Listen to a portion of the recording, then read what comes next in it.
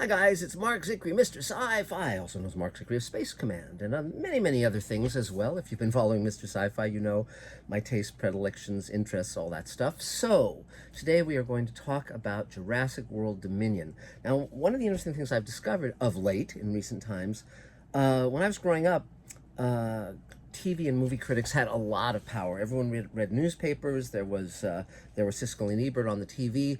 Before you'd go to a movie, you'd read their reviews or watch their show to determine what movies and TV shows you would watch because you trusted their opinion. That has radically changed now. Most people don't read newspapers, physical newspapers, and I find on Rotten Tomatoes, which is the site I go to check things out, that generally, as regards movies, if the critics like a movie, but the audience generally doesn't, if there's a big stretch, like for instance with Jurassic World Dominion, there was a 30% critics thumbs up and like 79% audience. And generally when the audience likes a movie and the critics don't, I like the movie. And when the, critics don't like the movie, you know, it's basically, I trust the audience. The audience is more in alignment with my taste than the critics. The critics, I think, are very jaded. I think they're looking for things that are unusual more than things that are entertaining or that work, throughout.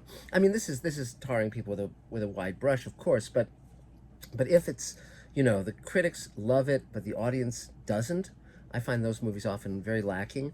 And so in this case, I thought Jurassic World would probably be... I had not been a fan of most of the Jurassic Park sequels and the Jurassic World sequels. I thought they were very weak and structurally nutty and didn't have characters I could cue into. And so I wasn't expecting much. But when I went to this movie, I was pleasantly surprised. I actually liked it a lot. And there are many reasons. I thought that it balanced the characters really well because Chris Pratt and Ron Howard's daughter, they're not interesting characters. I mean, it's just I don't care about those people.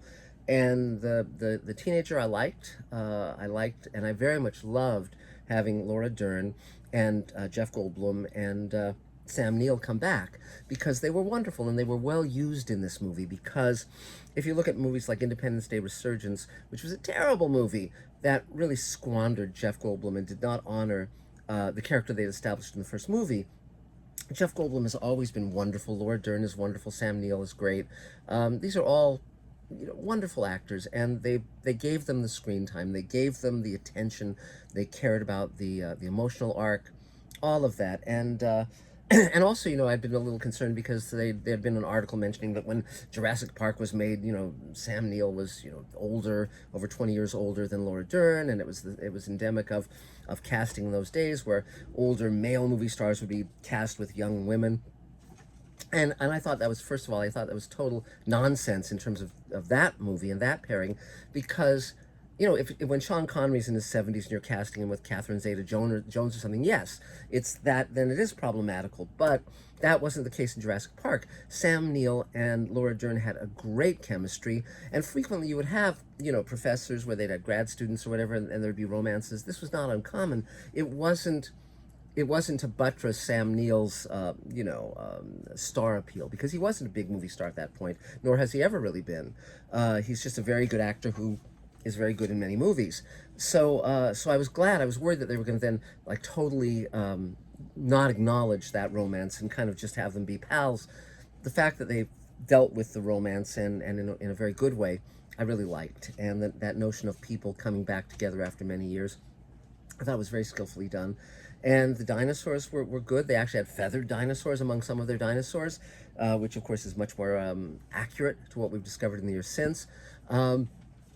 I really enjoyed it. I thought it was good. I'm glad they managed to make an entertaining movie. 3 cheers. And truth to tell, the first Jurassic Park movie was not a huge favorite of mine. I thought it was an entertaining movie, but I thought the kids were kind of cloying, and it was Spielberg. It was released the same summer as Spielberg's Schindler's List was released, and my feeling was that Schindler was trying to that Spielberg was trying to transcend his career into more serious adult fare, but he couldn't pass doing what was so obviously going to be a huge moneymaker in Jurassic Park. And so in a way, it's almost like I found a kind of almost a creative weariness to a certain extent in the first Jurassic Park movie. At least it's entertaining, it's well made, the dinosaurs are terrific, all of that stuff. But if you look at his earlier films, Raiders of the Lost Ark or Close Encounters, E.T., that's, his attention is fully on that. Whereas I think when he did Schindler's List, that was really where his heart and his mind were bringing their full game. But I wanted to go back to the earliest inspiration for all of this. So let me talk about that. So first of all, this right here is a real dinosaur tooth. Look at that. That is a Spinosaurus tooth, and it is over 65 million years old. If you look, you can see there's the bone and all of that. There's just, the root, I guess it would be, with a tooth. But this is, this was used to chomp down on other animals and eat them. And so here we go. This is the origin of Jurassic Park, the notion of Jurassic Park. But beyond that, dinosaurs started really getting discovered in the 19th century. The first full-size statues of them, of what they may have looked like, were done mid-century. Owen did those, and then there was the dinosaur wars, all sorts of stuff. It's fascinating if you've never studied the history. But the first great work of science fiction about dinosaurs was in 1912, and this is the first edition. Here it is, The Lost World by Arthur Conan Doyle. If you've never read this book, I urge you to read it. It has never been made well into TV or film. There have been some okay adaptations. Probably the best one, in my opinion, is the silent movie version, which had dinosaurs animated by the great Willis O'Brien, who would go on to do King Kong. And but this is the first edition in dust jacket, and first British edition. They also did 1912. And of course, Arthur Conan Doyle was the great creator of Sherlock Holmes. This is the deluxe first edition, which is larger and has black and white and color illustrations. I just got this in England a few weeks ago. And then this, just to be completists, this is the American first edition. And as you can see, it's got this. They didn't really quite understand dust jackets back then. The idea was a dust jacket would protect the book while it was in the bookstore, and then you would go home and remove it and throw it out. That's why dust jackets are rarer than the books themselves. And then in 1925, they did The Lost World as a motion picture. It starred Wallace Beery as Professor Challenger. Terrific. The first person, by the way, to impersonate Professor Challenger was Arthur Conan Doyle himself, when he in the frontispiece of the book, there's a photograph of the main characters, and Arthur Conan Doyle actually got made up as Professor Challenger. He loved Professor Challenger, and in fact there are 3 books. There's The Lost World, Poison Belt, and then Land of Mist. Those are the 3 Professor Challenger books. Land of Mist is about spiritualism, and I'm not a fan of it. Poison Belt's not bad. It's several stories, but The Lost World is a masterpiece. And the basic plot, and by the way, so when they made the movie in 1925 with stop-motion dinosaurs, a Tyrannosaurus and Brontosaurus and all sorts of cool stuff. So what would you have on the cover of the 1925 edition of the book to promote the movie and the novel? Of course, you would have 2 characters just talking to each other. And one of the most boring book covers ever, though, if you go into the frontispiece, you see this. Okay, let's see if we can get it to, uh-oh, yikes. Hold on, it's not focusing. Let's see, we'll just try to get this to go away, and we will, let's see, there we go, aha. Let me do that again. See, isn't that wonderful? 2 of Willis O'Brien's creatures, phenomenal, wonderful. If you've never seen that film, go see it. It puts a girl in it as the love interest, Blanche Sweet, but other than that, I mean, it's Reginald, there's the cast in it is wonderful. It's just a really good movie, and they've restored it. They've added lost scenes. Check it out. Make sure you get the restored version. But that was the plot of that was a scientist in London comes to believe that there is a lost plateau in South America that has dinosaurs, living dinosaurs still on it. And they journey there and they encounter dinosaurs and ape men, and it is just a great book. And in fact, when Michael Crichton wrote his sequel novel to Jurassic Park, he actually named it The Lost World, and some people were very down on him ripping off the title, but I'm not, because I think his thought was that if he called it The Lost World, people would like go online and look for it, and they would find the Arthur Conan Doyle book and read it. You know, I thought it was a way of him helping kind of like let people know about this previous book that had inspired him. Now, the interesting thing about The Lost World, or, you know, the original Jurassic Park by Crichton, was he actually took the plot of Westworld, a previous script he'd written, a movie script that he directed about an amusement park with robots that go amok. He took that whole plot, just put dinosaurs where the robots had been, and it's the same story. But that's okay because, of course, Jurassic Park was hugely more successful than Westworld. And now, of course, they have a Westworld TV show and so on and so forth. But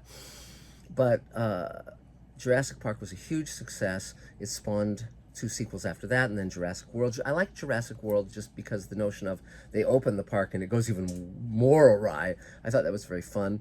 But then I think, you know, again, the challenge with these stories is always to find the way to make them fresh and make them work and have characters we care about and really cool dinosaurs.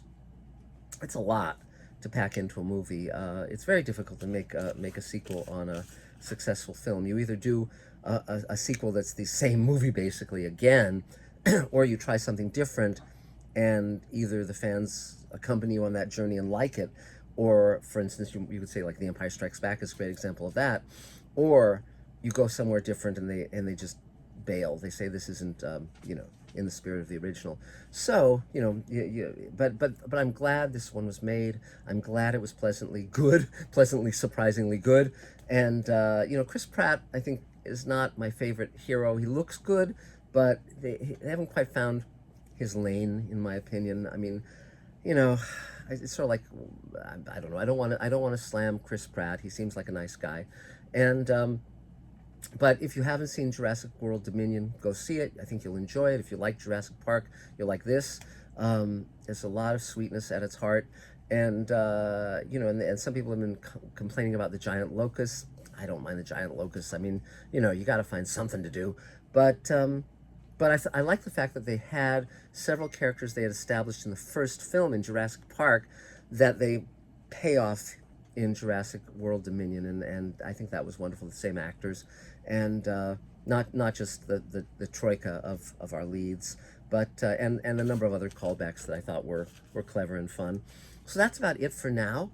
But much more to come. Please keep checking in on Mr. Sci-Fi. Lots of announcements coming soon about Space Command. If you've been interested in buying Space Command shares, please contact me at markzicree@gmail.com. There's a lot of interesting stuff coming, plus the grand premiere of Space Command at the world-famous Chinese Theater in Hollywood. So that's it for now. Talk to you soon. Make sure you subscribe. Make sure you share Mr. Sci-Fi with your friends. Make friends and then share it if you don't have friends. And but I'm sure you all have friends and good ones. And ding the bell for notifications. Like, comment, all of that stuff. And thanks for being here. And we will talk to you again real soon. Bye, guys.